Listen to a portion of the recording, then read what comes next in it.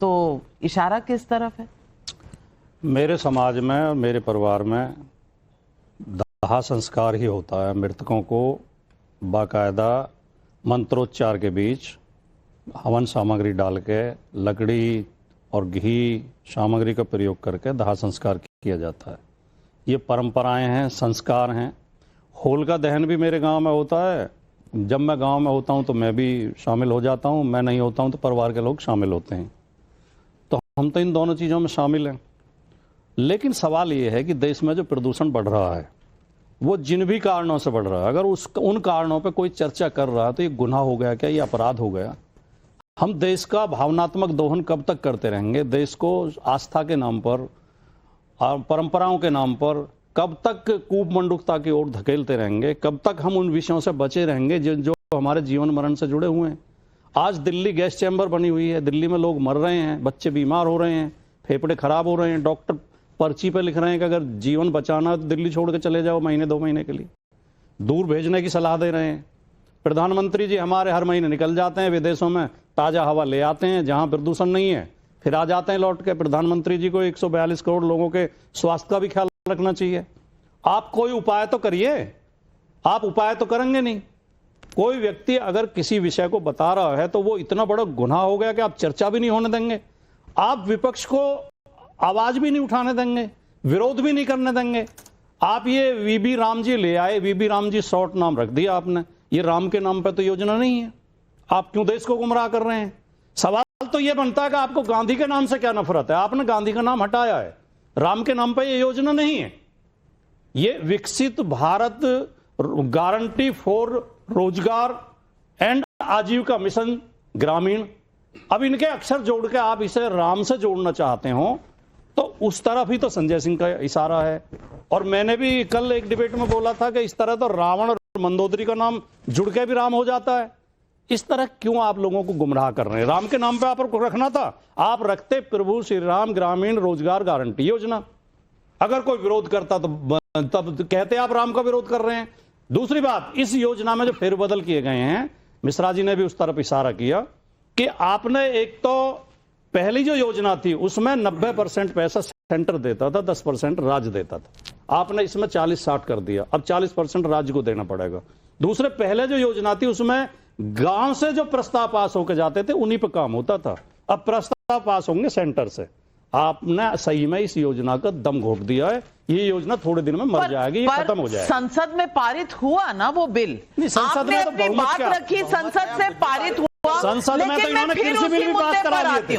मैं फिर उसी मुद्दे पर आती हूँ, कृषि बिल भी पास करा लिए थे, फिर वो वापस लेने पड़े। ठीक है नाविका जी, 10 सेकंड से लेकर बात करना चाहता हूं कि एक है जिनके नाम में राम है, हालांकि वो राम मंदिर को बेकार बोलते हैं, राम गोपाल यादव। उनका फर्स्ट स्टेटमेंट था कि एसआईआर छोड़कर किसी भी मुद्दे पर अगर चर्चा हुई हम पार्लियामेंट चलने नहीं देंगे। ये आपने चलाया था टाइम्स नाउ पर, मैं झूठ बोल रहा हूं? तो तब प्रदूषण मामला था या नहीं था? दूसरी बात, आरके चौधरी का बयान, इसमें आप बता दीजिए व्हीक्यूलर पोल्यूशन का जिक्र नहीं है, इंडस्ट्रियल पोल्यूशन नहीं है, कंस्ट्रक्शन का डस्ट नहीं है, केवल और केवल पहले दिवाली को दोष देते थे, अब होली को दोष देने लगे। और अब मैंने क्रिसमस पे और जो ईद के समय पर बकरे और सारी चीजें कटती है उसके बारे में बोला तो भाटी जी एकदम चुप, भाटी जी अपना सुनाने लगते। पर आखिरी बात में सिर्फ गांधी जी की बात की इन्होंने, सिर्फ बता दूं कि मनरेगा का पहले नाम महात्मा गांधी से नहीं जुड़ा था, 5 साल बाद जुड़ा, पर गांधी जी तो राम जी को का नाम लेते लेते चल बसे थे। उसी राम को आप मुसलमान बोलते हैं, बोलिए आप राम मुसलमान थे या नहीं थे? सवाल ये है और हर्षवर्धन त्रिपाठी जी मैं आपसे पूछूंगी, इस चक्कर में आम आदमी का पोल्यूशन का मुद्दा कहां गया? जीराम जी में और इनकी ऑपोजिशन में वो मुद्दा दब के रह गया। अब भाटी जी बहुत अच्छे से कह रहे हैं कि हम तो मानते हैं, संस्कार हैं हमारे, लेकिन कह रहे हैं कि पुरानी जो चल रही हैं चीजें उस पर अगर डिस्कशन ले गया तो आप ऑपोजिशन को सवाल पूछने नहीं देते। अब पुरानी बातों में तो हिजाब भी है, पुरानी बातों में 3 तलाक भी है, उस पर अगर कोई कुछ कहते तो उसका हक तो ये छीन लेते हैं। लेकिन दाह संस्कार बंद होने चाहिए या उससे प्रदूषण होता है, वो उस पर फ्रीडम ऑफ स्पीच चाहिए, ये क्या सही है? नविका जी, सदन में ये तय हुआ था कि सभी दल मिलकर प्रदूषण पर चर्चा करेंगे और आखिरकार चर्चा ये हुआ कि नहीं करते हैं। अभी सारे दल दोषी हैं, सब सिर्फ राजनीति करना जानते हैं, और अभी तो निश्चित तौर पर केंद्र से लेकर हर जगह, ज्यादातर जगहों पर भाजपा की सरकार है, वही दोषी है, उसी से जवाब मांगा जाएगा। लेकिन कमाल की बात कि जो लोग तमाशा कर रहे हैं तो उनका भी समझ में आता है। आम आदमी पार्टी की सरकार 10 साल 11 साल रही, अभी भी पंजाब में पराली जल रही है, तो उनसे भी सवाल पूछा जाना चाहिए। सदन में चर्चा होती तो शायद ये समझ में आता कि किस दल की क्या स्थिति है, क्या किया क्या नहीं किया। अब जब टिप्पणी होती है दाह संस्कार या होलिका दहन पर, इसी प्रदूषण को लेकर पिछले 10 वर्षों से यही कहा जाता था कि सिर्फ AQI बढ़ जाता है दीपावली के समय। इस बार दीपावली पे AQI नहीं बढ़ा, बढ़ता है निश्चित तौर पर, पटाखा जलेगा, कुछ होगा तो होगा, लेकिन 1-2 दिन का मसला होता है, वो 24-48 घंटे का। इसका मतलब ये कि सरकारें 365 दिन की जिम्मेदारी नहीं निभा रही। और मैं तो बड़ा आश्चर्यचकित हो गया। अश्विनी मिश्रा जी को बताना चाहिए, मैंने भी कोशिश की, खोजा इतनी देर में, कभी अटल बिहारी वाजपेयी ने वो वाक्य नहीं कहा जो संजय सिंह वाला बयान इन्होंने अटल जी के नाम पर चिपकाया। वो कुछ लोग हवाई बात करते हैं, सारे फैक्ट चेक बता रहे हैं। मैं अश्विनी जी से भी आग्रह करूंगा कि वो फैक्ट चेक खोज लें अभी इतनी देर में और बाद में माफी मांग लें, क्योंकि ये तरीका ठीक नहीं कि संजय सिंह ने एक बेहुदा बयान दिया, उस पर आप अटल जी के मुंह में चिपका दें जिससे कि वो सही साबित हो जाए। ये अच्छी बात नहीं। ये किसी भी मतलब राम का नाम आए तो उसको आप गलत तरीके से प्रस्तुत करेंगे, ये बहुत खराब प्रैक्टिस है, बहुत बैड प्रैक्टिस है, इससे बचना चाहिए। नयन शर्मा, जवाब दीजिए। राम के नाम से कितना खिलवाड़ हो रहा है ये आपके सामने। संजय सिंह के बयान में आपने देखा किस तरह से कहा जा रहा है, और हर्षवर्धन त्रिपाठी जी का फैक्ट चेक है, जवाब दीजिए। देखिए, पता नहीं कहाँ का फैक्ट चेक है इनका, हम आपको दे देंगे वो सारी न्यूज़पेपर जिसके अंदर ये छपा हुआ है।